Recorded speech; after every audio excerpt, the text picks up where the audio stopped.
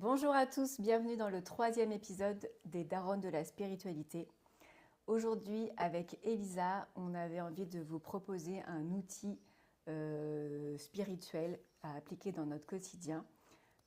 C'est l'Ho'oponopono et c'est un sujet que Elisa maîtrise parfaitement, donc c'est surtout elle qui va parler aujourd'hui.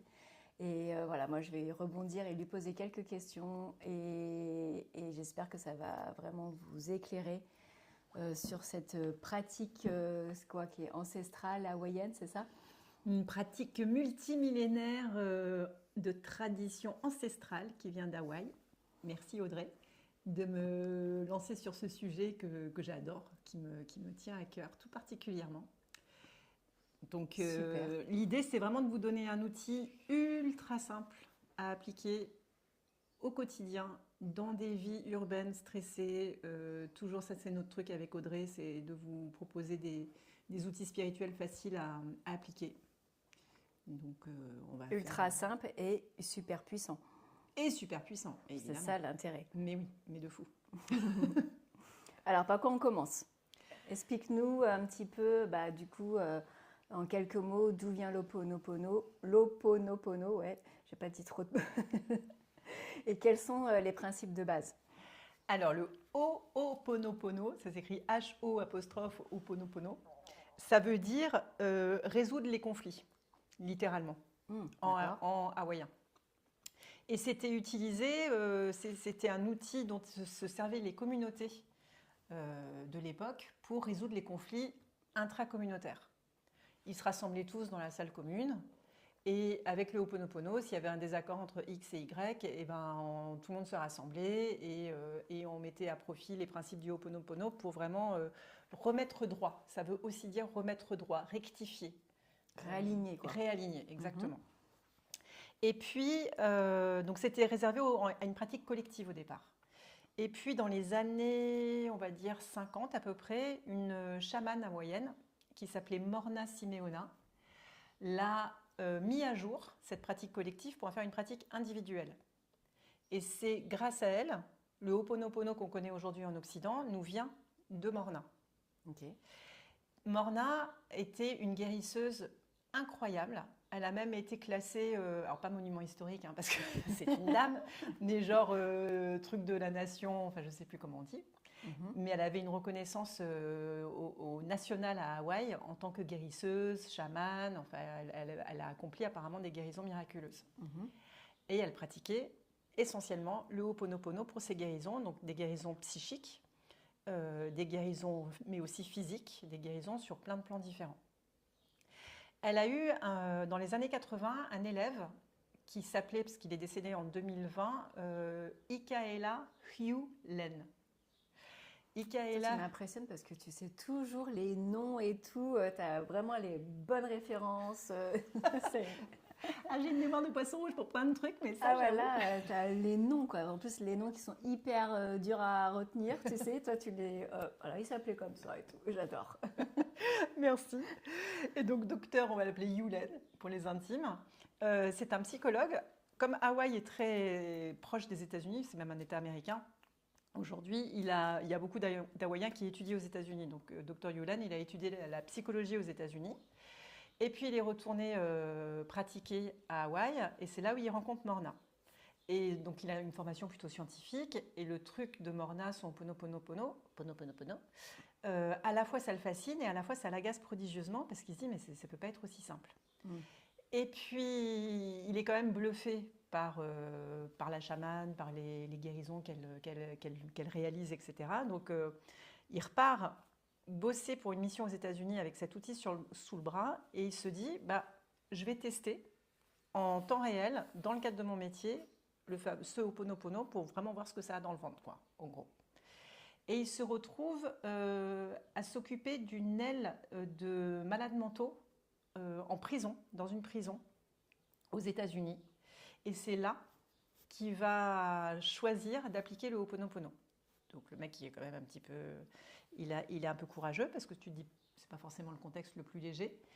Et alors, ce qui est absolument fascinant, c'est que cette aile de psychiatrie dans cette prison il a commencé à bosser avec le Ho'oponopono voilà, quand il a commencé à arriver là-bas. Et au bout de, je ne vais pas te dire de bêtises, mais de quelques mois, il y avait de moins en moins de malades.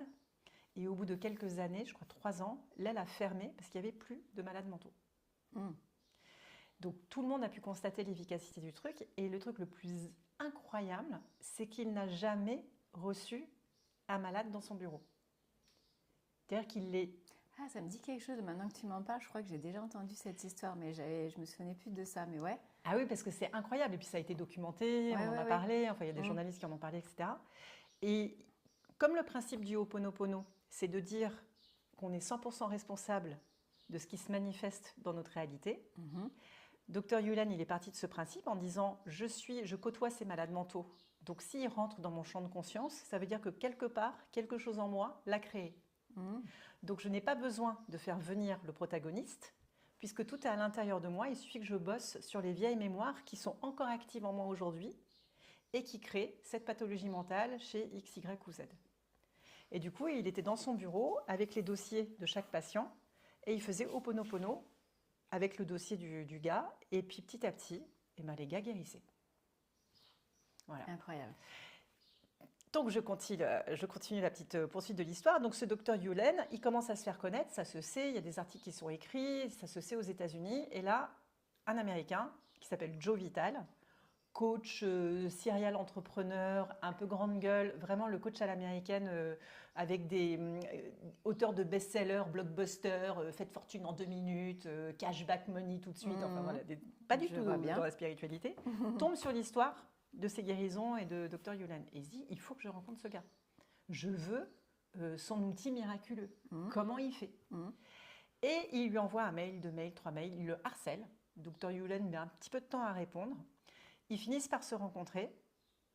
Et c'est comme ça qu'ils ont fait connaître le Ho'oponopono en Occident, grâce à Joe Vitale, avec qui il a coécrit un livre qui s'appelle Zéro Limite, qui est vraiment la référence, enfin le bouquin par lequel il faut commencer si ça vous intéresse de découvrir un peu mieux le Ho'oponopono. Donc Zéro Limite, coécrit entre le Dr Yulen et Joe Vitale.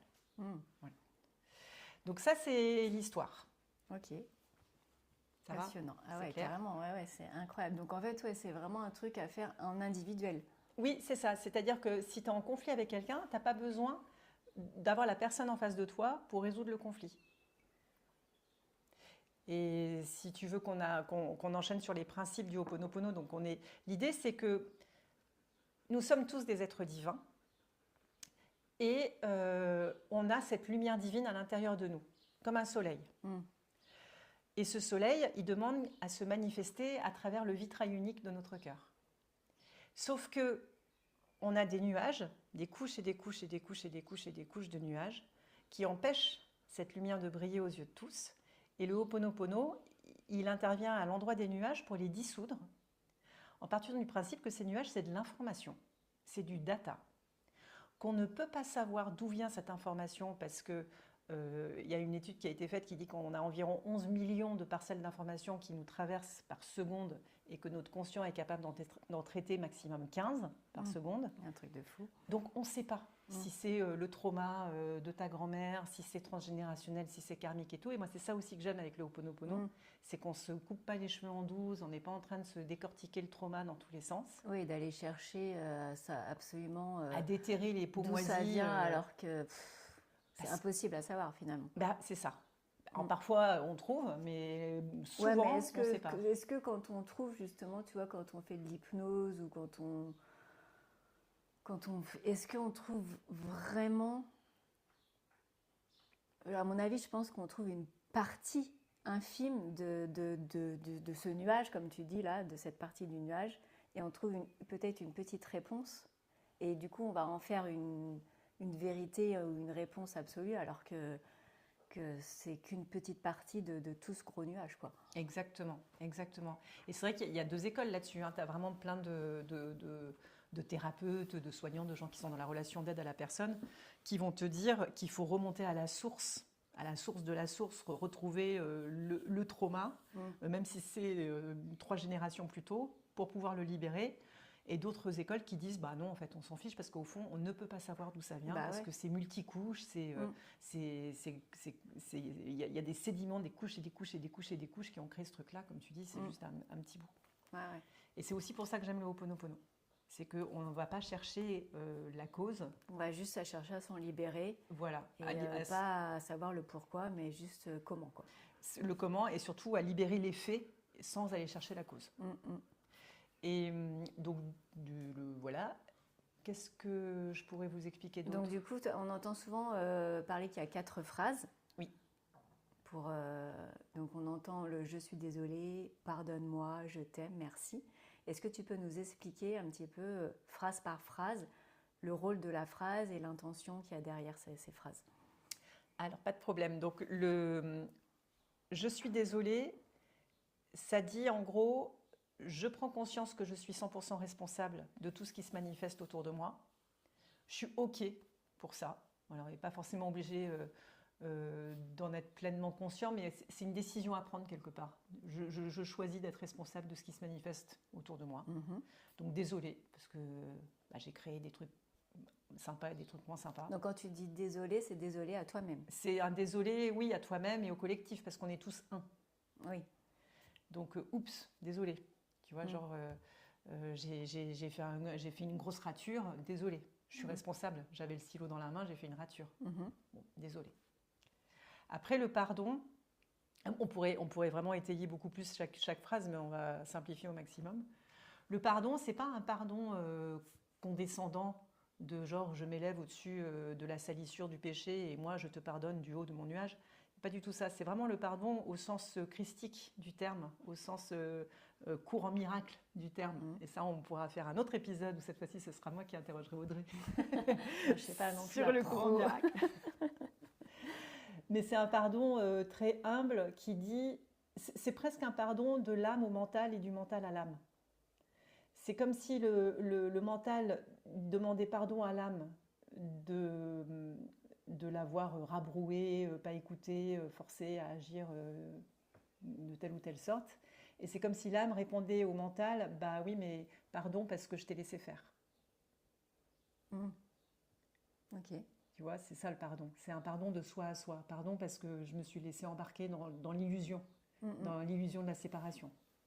Je cherche, mais je ne retrouve pas parce que j'avais noté justement par rapport au courant miracle une définition du pardon. Je ne sais pas si je vais la retrouver. Si je la retrouve, je vous le partage. Et c'était vraiment hyper intéressant, justement, cette notion de pardon qui est, de mémoire, je ne crois pas, comme tu dis, pas on pardonne quelqu'un, mais on se pardonne soi d'avoir créé... D'avoir cru à l'illusion de ça, cette situation. Si je retrouve la phrase, je vous la partage. Et après, donc ça, c'est le pardon. Ensuite, je te remercie. Merci parce que gratitude pour l'expérience, parce que toute expérience, et la vie, c'est l'école de l'âme, et on apprend en tombant, en se relevant, voilà. Donc c'est de l'expérience, c'est riche.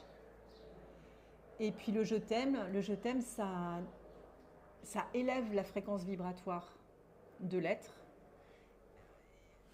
à un plan plus divin. Quand on est sur le je t'aime, on s'adresse à la part la plus divine en nous et on est sur cet amour infini, sur l'énergie source, le 1. Donc ça, c'est le je t'aime. On peut d'ailleurs souvent, c'est pas mal de commencer par le je t'aime quand on dit, quand on fait Ho'oponopono. D'accord. Ouais. Ah oui, on n'est pas obligé de forcément les dire dans cet ordre-là. Désolé, pardon, merci, je t'aime. Non, on s'en fiche complètement de l'ordre. Moi, je préfère dire d'abord je t'aime pour élever ma fréquence. Ok.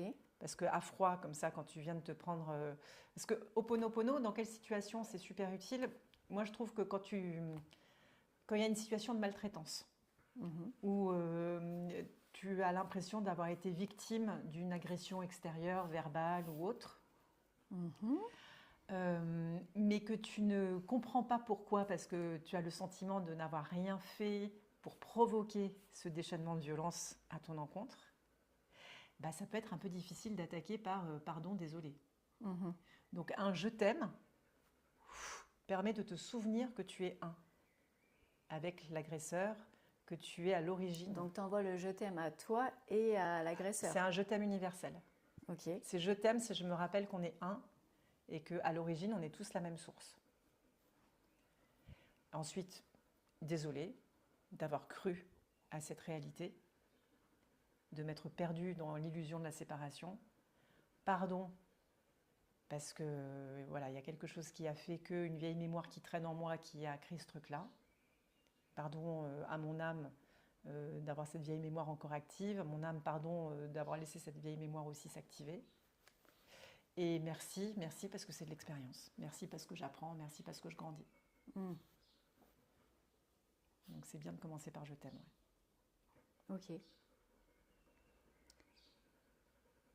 Est-ce que c'est important de vraiment ressentir chacune des phrases ou il suffit juste de les répéter mentalement? À mon sens, c'est important d'en comprendre le sens profond. Et après, Ho'oponopono, c'est simple. On n'a pas besoin d'allumer des bougies, de se mettre en méditation profonde. Moi, je le fais quand je fais mes courses au supermarché. Je le fais dès que la situation elle me traverse l'esprit. Ah oui, par exemple, tu as eu un conflit avec quelqu'un et puis là, tu repenses à cette situation et donc là, tu vas pratiquer Ho'oponopono. Voilà. Et moi, je fais en fonction de ce qui traverse ma conscience. Et ça peut être des choses qui me touchent de très très près, mais ça peut être des choses qui me touchent de plus loin, mais qui m'ont fait réagir. Par exemple, j'entends parler d'un tremblement de terre à l'autre bout du monde, mais parfois ça va me toucher, parfois ça va pas me toucher, je ne sais pas pourquoi. Si ça me touche, c'est que quelque part, il y a quelque chose en moi qui en est responsable. Donc là, je vais faire, voilà, j'entends ça aux infos, je vais faire un je t'aime, désolé, pardon, merci. Après, quand il y a une histoire, j'ai une histoire très concrète à vous donner, un exemple très concret à vous donner. J'ai habité un immeuble où il y avait une gardienne à Paris qui était vraiment pas sympa. Elle m'avait pris en grippe et ça devenait vraiment pénible parce que j'appréhendais de la croiser tous les matins et tous les soirs. Donc j'ai fait le Ho'oponopono et là j'étais un peu en boucle. J'y pensais beaucoup.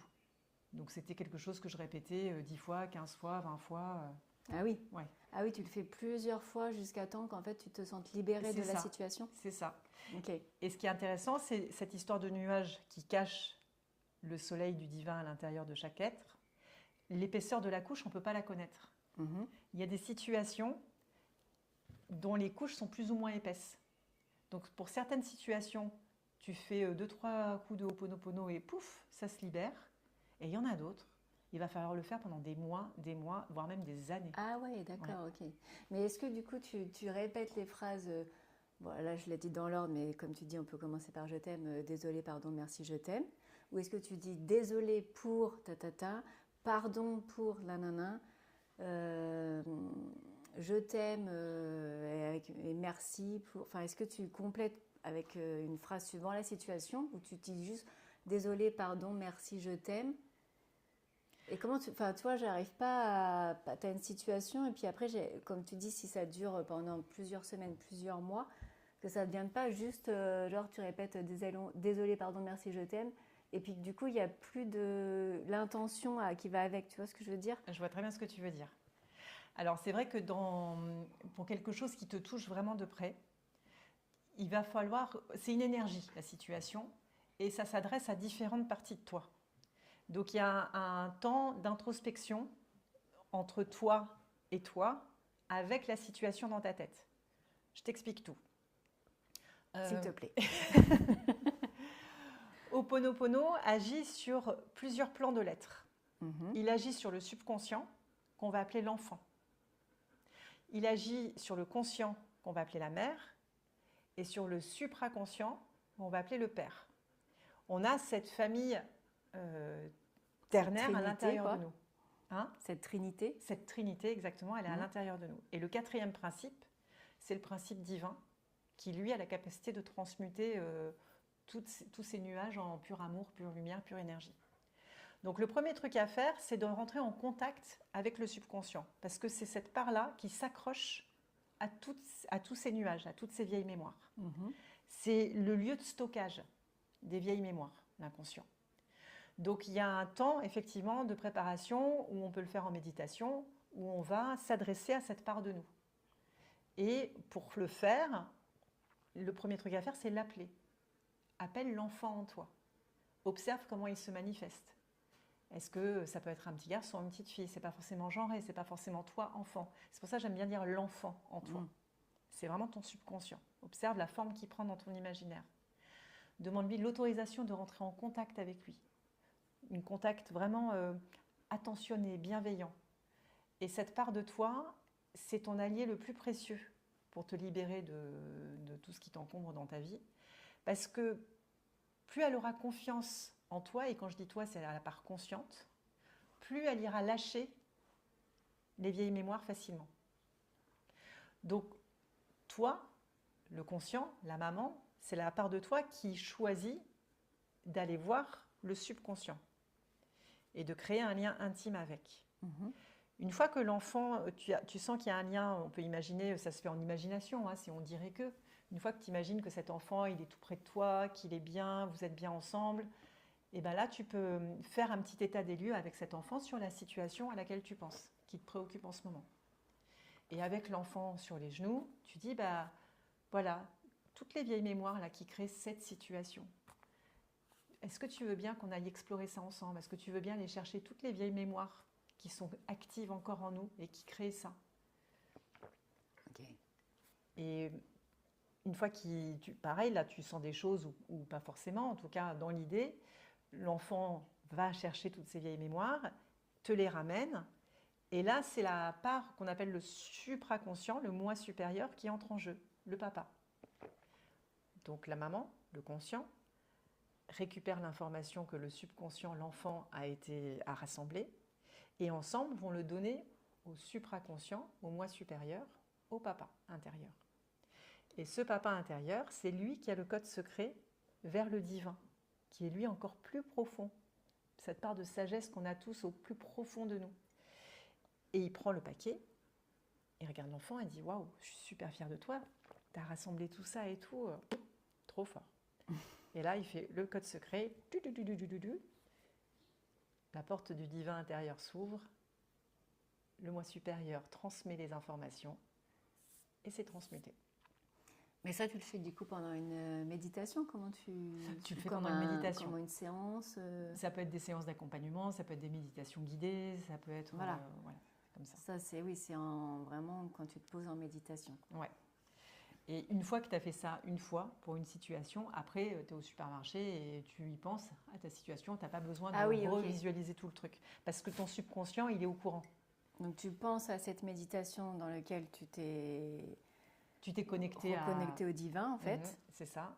Et du coup, là, tu répètes les phrases « désolé »,« pardon, merci, je t'aime » en te reconnectant à cette méditation. Oui, et ton enfant, ton subconscient, reconnaît que c'est à lui, que c'est le moment. C'est un peu comme un signal, vas-y, go, que c'est le moment pour lui d'aller chercher encore un coup des vieilles mémoires qui sont encore actives, qui créent encore cette situation. Et encore une fois, il peut y en avoir des couches et des couches et des couches et des couches. Donc ça veut dire que quand il y a une situation comme ça de conflit, il y a quand même un temps à prendre d'une méditation de quelques minutes. Ce n'est pas forcément une méditation d'1 heure, mais on va dire 5, 10, 15 minutes. Oui, exactement. Pour vraiment méditer sur la situation, le conflit, voir ce que ça fait ressortir. Et après, tu fais l'Ho'oponopono. C'est ça, exactement. Ok. Et ça peut être pour un problème de santé, ça peut être pour un problème de relation, ça peut être pour un problème financier, ça peut être pour toutes sortes de... Tout ce qui te fait réagir, tout ce qui te touche, tout ce qui... Et est-ce que tu as des tips justement par rapport à la méditation en lien avec l'Ho'oponopono? Donc toujours quand tu démarres du coup, si je comprends bien, ta méditation par rapport à ça, avoir à l'esprit que tu es responsable de la situation. Oui, c'est ça. Et vraiment... pas aller méditer en disant qu'est-ce qu'il est bête celui-là et ruminer en fait. Tu vas partir pas dans une méditation mais plutôt dans une rumination qui ne va pas t'apporter grand-chose. Ah oui. Là c'est vraiment, je tourne le regard vers l'intérieur, je vais aller voir la part de moi, mon subconscient, qui porte des vieilles mémoires. Les vieilles mémoires, c'est comme des DVD, tu vois, c'est comme des vieux DVD. Ouais, du coup, tu te poses en méditation en disant ça, je vais voir à l'intérieur de moi qu'est-ce qui se passe. Qu'est-ce qui se passe. Pourquoi Et tu laisses voir ce qui vient. Voilà, c'est ça, exactement. C'est pas ton mental qui intervient. Et il n'y a pas de jugement. Mm. On est dans un espace où c'est que de la bienveillance et de l'observation curieuse de qu'est-ce qui se passe. Mais qu'est-ce qui se passe en moi qui a fait ce truc-là à l'extérieur de moi? Ok. Est-ce que tu peux nous donner un exemple? Par exemple, je suis coincée dans un embouteillage, ça me stresse. Comment je réponds avec Ho'oponopono? Ok. Alors, tu es dans ton embouteillage, tu sens le stress qui monte. Tout de suite, je tourne mon regard, mon attention, avec curiosité et bienveillance vers mon monde intérieur et je m'adresse à mon subconscient, à l'enfant. Et là, je l'appelle. T'es où? Qu'est-ce que tu fais là? C'est quoi la grosse panique? Parce qu'en fait, c'est lui qui stresse, c'est ça? C'est ça. Quand il y a un problème, un conflit, quelque chose, c'est ton enfant intérieur enfant intérieur qui est porteur de vieilles mémoires qui sont activées par un levier qu'on ne connaît pas. Ok. Donc, premier truc, c'est ok. Il y a moi, la partie consciente, qui observe qu'il y a quelque chose qui monte en moi et que ça me rend inconfortable. Et donc, je choisis d'aller me tourner à l'intérieur et non pas de me victimiser et de pleurnicher à l'extérieur. Okay. Je prends ma responsabilité, je tourne mon regard vers l'intérieur, je vais voir cette part de moi, mon subconscient, mon enfant. Qu'est-ce qui se passe? Donc là, on peut observer c'est comment dans le corps. Enfin, après, chacun le fait aussi à sa façon. Moi, par exemple, quand je vais voir mon enfant, parfois il m'apparaît monstrueux, parfois il est tout timide, parfois il est tout chétif, parfois c'est un garçon, parfois c'est une fille. Je laisse faire complètement mon imaginaire, j'ai aucun a priori. Voilà, je laisse faire. T'as pas déjà défini un enfant Pas du tout. Et puis il change tout le temps, il est en mouvement tout le temps, en fonction de la situation du coup. Et donc déjà ça soulage. Tu te connectes à cette part de toi, tu observes qu'il y a... parce que ça te permet, en fait, ce Ho'oponopono, ça permet de se reconnecter à sa puissance. Et la puissance, c'est une qualité divine. Et parce la souveraineté. La souveraineté. La souveraineté, exactement. Ça permet de se rappeler qu'on n'est jamais des victimes. Et c'est dur à dire ça, parce que bien sûr qu'il y a des situations horribles de maltraitance et... de violence, de maltraitance, mais on peut choisir de les voir avec horreur, et ça nous laisse impuissants. Mais on peut aussi se dire, si ça me fait autant réagir cette situation que je regarde à la télé, d'aller voir à l'intérieur de moi s'il n'y a pas quelque chose de blessé, encore activé. Ouais, mais là, ce qui m'interpelle, c'est ok, quand tu vois quelque chose d'extérieur à toi où il y a de la violence, ok, mais quand toi tu subis ça, ah oui, quand toi tu subis de la violence ou vraiment quelque chose de terrible, comment tu arrives à parce que c'est terrible pour les victimes, là pour le coup tu es vraiment victime, de dire bah t'es responsable de ça, tu vois. Alors c'est comme ça que j'ai découvert le Ho'oponopono. Dans une situation où je me suis retrouvée victime d'insultes.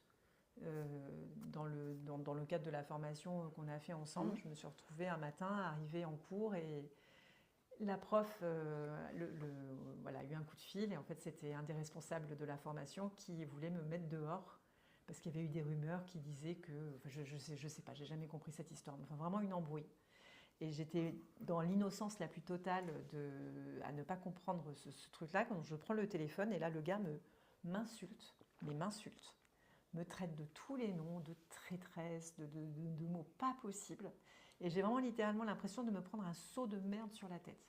Et de ne pas comprendre, d'être en sidération parce que je ne comprends pas. Je ne comprends pas d'où... c'est comme se faire tabasser dans la rue d'un coup par deux inconnus, quoi. Mais pourquoi? Et donc j'étais vraiment secouée à l'issue de cet échange. Et c'est la prof, quand il a eu raccroché, qui m'a dit, écoute, ce conflit dépasse clairement le rationnel. Ça n'a rien à voir avec toi, ni avec lui sur ce plan. Il y a certainement des vieilles mémoires entre vous qui sont à l'œuvre. Et elle m'a donné cette phrase que je vous donne, que j'appelle le magic mantra pour résoudre les conflits comme ça, dont tu es victime. Si je porte en moi des choses qui ont créé cette situation avec X, Y ou Z, alors je coupe les liens, je m'en libère et je les offre au divin. Je t'aime, je suis désolée pour tout, pardonne-moi s'il te plaît, je te remercie. Ça arrache la gueule quand tu viens de te faire insulter, de dire je suis désolée, je t'aime, machin. Je l'ai fait parce que j'avais pas d'autre solution, parce que j'avais pas d'autre idée. Donc je l'ai fait. Je ne connaissais pas à l'époque l'histoire de l'enfant, les parts de soi et tout ça. J'ai juste répété en boucle le mantra. La formation se passe, donc je suis restée dans la formation. Et à l'issue de la formation, on était censés tous dîner, on était une quinzaine, avec le fameux gars qui m'avait insultée. Et je m'étais dit, bon, je vais me mettre au fond de la salle, c'est pas grave, voilà, j'ai pas envie de me retrouver face à lui. Pour des raisons qui m'échappent encore aujourd'hui, on n'était pas 15, mais on s'est retrouvés à 2 nanas et lui. Donc obligés de se retrouver en face-face. Et en fait, c'était dingue, parce qu'il n'y avait plus aucune intensité. On ne sera jamais copains, mais il n'y avait pas il n'y avait plus d'agitation à l'intérieur de moi. J'étais en paix, j'étais calme. Donc là, j'étais bluffée quand même. Et pour... ouais, c'est clair, c'est un truc de... Là, tu as expérimenté vraiment la puissance de cet outil. Mais enfin, j'imagine que du coup, ça marche pour n'importe quelle situation. Mais pour des enfants qui auraient vécu, par exemple, des choses dans leur enfance, de maltraitance, d'inceste ou je sais pas quoi, bah, c'est hyper dur de dire qu'il y a une part de responsabilité dans ce qu'ils ont pu subir. Bah oui, c'est horrible. Mais sur le plan de l'humain, c'est impossible à reconnaître. Tu peux pas. Nous, on est des mamans. Tu peux pas dire à un enfant de 3 ans qui a été abusé sexuellement à plusieurs reprises qu'il est responsable de ça. Mais sur le plan de l'âme... Mais après, à l'âge adulte, voilà, si tu vas voir des thérapeutes et qu'on te sort ça, c'est hyper violent aussi. Hyper violent. C'est pour ça que je pense que c'est un outil qui arrive quand on est prêt à l'entendre, qui n'impose rien. Et là, tu allais dire quoi, du coup, sur le plan humain? C'est pas entendable, mais sur le plan de l'âme? Sur le plan de l'âme, il ne peut en être autrement. Ok. Mais ça demande... là, pour le coup, tu ne peux pas accéder à ça sans spiritualité. Et sur un plan humain, encore une fois, je suis une maman, si mon enfant est maltraité, je ne vais pas réussir à être spirituelle. Je vais avoir besoin d'expérimenter la colère, la victimisation et tout ça, et c'est OK. Mais c'est qu'à un moment donné, une fois que tu as traversé tous ces remous intérieurs... C'est quand tu veux t'en libérer, voilà, en fait. Quand tu aspires à la paix de toute ton âme, de tout ton être, quelles qu'aient été les violences subies, à un moment donné, il va falloir reprendre ta responsabilité sur les événements. Oui, c'est ça, c'est la responsabilité sur la manière dont tu vis les événements, finalement, c'est ça? Exactement. Et du coup, soit tu choisis de rester dans la colère, dans la victimisation, dans la tristesse, la peine, etc. Soit là, tu prends ta responsabilité en choisissant la paix. C'est ça, et là c'est la résilience qui est à l'œuvre. Ok, ouais, d'accord. Donc en fait on peut dire qu'Ho'oponopono c'est un outil de résilience. Mais ça ne remet pas en question les violences subies, ni les horreurs que certaines personnes expérimentent. Pas du tout. Oui, oui. C'est pas non plus un truc de bisounours qui ne veut pas voir la violence du monde. Non. C'est important de le dire. Oui, en fait, quand on parle de responsable à 100% de notre vie, c'est de responsable à 100% de comment on réagit aux situations. Exactement, de ce qu'on ressent. Peu importe ce qu'on vit. Évidemment, il y en a qui ont vécu aussi des horreurs, mais tout le monde ne les ont pas subi de la même manière par la suite, en fait. Exactement. Sur le moment, ok, tu subis la même chose, mais par la suite, soit tu arrives à vivre, entre guillemets, avec, et même à aller au-delà de ça et à aider les personnes qui vivent ces choses-là, etc. Soit tu continues à être dans une colère, soit tu sombres dans la dépression. Et en fait, c'est là où la responsabilité dont tu parles, c'est ça en fait. Elle agit à cet endroit-là, c'est ça, à l'endroit du libre arbitre. Et il y a une phrase de Lacan que j'aime beaucoup qui dit « Le réel est mon maître, c'est ce à quoi je me cogne. » Et la vie, elle nous cogne, tous et toutes, d'une façon singulière pour chacun. Il y a des parcours de vie, tu te dis « Mais c'est pas possible, les gens, qu'est-ce qu'ils ont fait pour mériter des vies pareilles ?» Et puis tu as des vies beaucoup plus légères. Bon, ça nous dépasse. On ne sait pas pourquoi. Et ça ne sert à rien de le savoir, je pense. Mais comme tu dis, 3 victimes d'agression ne vont pas forcément réagir de la même façon face à l'agression, et ça n'enlève rien le fait que c'est horrible d'avoir été agressé. Ça oui. Mais Donc, tu es libre. Ho'oponopono, c'est vraiment un outil pour le quotidien, pour n'importe quelle situation. Oui. Et du coup, si tu avais un conseil pour quelqu'un qui donc aujourd'hui découvre Ho'oponopono et donc a envie d'essayer, pour toi, on commence par quoi? Par quoi on commence? Comment on met ça en place petit à petit dans son quotidien?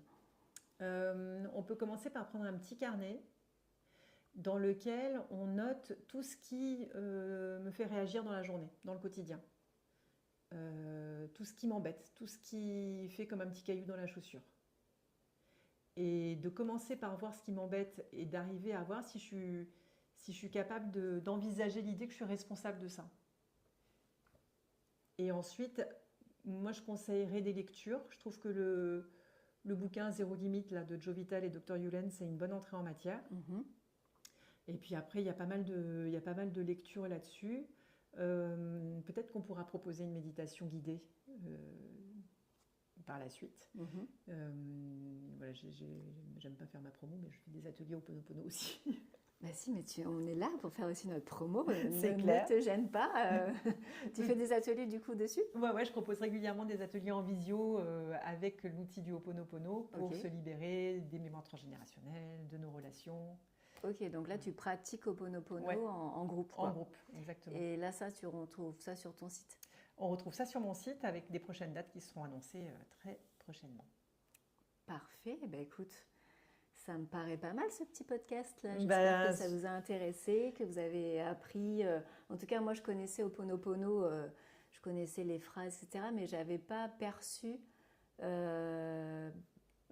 tout l'intérêt et toute la puissance qu'il y a derrière cette pratique toute simple. Et donc, merci beaucoup pour ce partage. Avec joie, j'espère que ça a été clair, parce que c'est immense. Donc, merci pour tes questions, Audrey. Avec plaisir. À bientôt. À bientôt.